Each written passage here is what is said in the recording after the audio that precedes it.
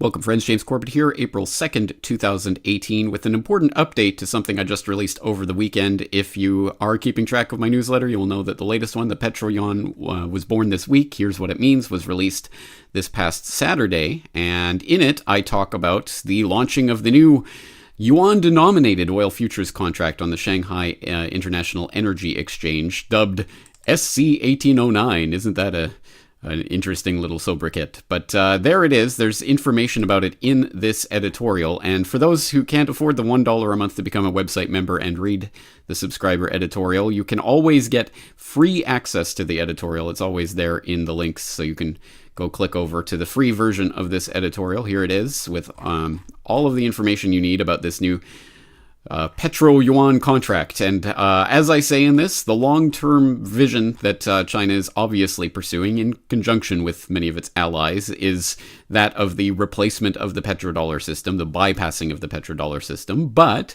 as I also say in this editorial, this is not what this new yuan-denominated oil futures contract means in the short term, because if you read the fine print on this, you'll see that at the beginning, US dollars can be used as deposit and for settlement of this SC1809 contract. In the future, more deposits, the currencies will be used as deposit. So for the first time, foreign investors can purchase and speculate on yuan-denominated oil futures contracts, but they are doing so, at least at this precise moment, in US dollars. Dollars in, dollars out. It's just yuan denominated. That's just the pricing. So this is obviously to set a global oil benchmark, or to if not challenge, at least supplement the Brent crude and WTI benchmarks with a Chinese one, SC1809, and to get a reliable price in yuan.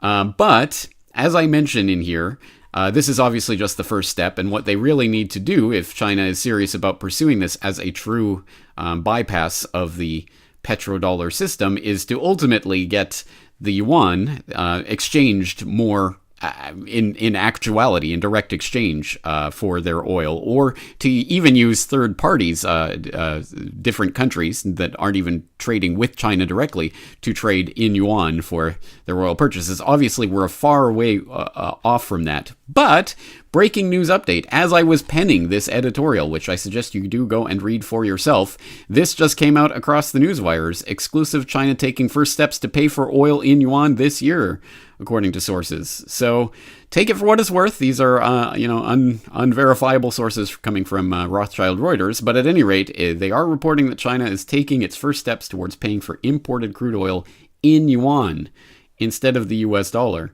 So this is direct exchange with oil suppliers in yuan. And of course, who is top of the list? Russia, obviously, and Angola. But yes, if Russia starts trading with China in yuan, directly selling oil for yuan, that is a huge part of the missing piece of the puzzle that I was writing about in this editorial, and looks like it's already underway, or at least the preparatory steps are already being engaged. Now, as always, believe it when we see it, and we'll have to, let's not hold our breath. But if Russia starts buying or selling oil to China directly in yuan, I think the only other missing piece of the puzzle to really start putting the stake in the heart of the petrodollar vampire is the Saudi-Chinese relationship. And China is working on it. They are already trying to ply Riyadh with the, hey, your Vision 2030 lines up with our Belt and Road Initiative. We should start doing more direct business. And you have PetroChina buying up companies all along the Belt and Road Initiative. This is part of a big, big piece of a puzzle that is coming together right now that is huge. It is absolutely huge in its implications. And I know it's not exactly sexy to be reading about, oil trade in yuan, but it is exceptionally important to the development of the global monetary order as it exists right now and as it's likely to exist in the near future, if it is allowed to continue that way. And of course, that is a big if, because we have seen other players step up to the plate to try to challenge the petrodollar in the past, and even in some small way, and we know what happens to those, as I point out with that infamous 2003 Guardian article from February talking about, for some reason, Saddam Hussein is trying to trade oil in euros now instead of dollars, and well, I wonder what that means. And then, of course, we know what happened a couple months later. So we know where this could lead.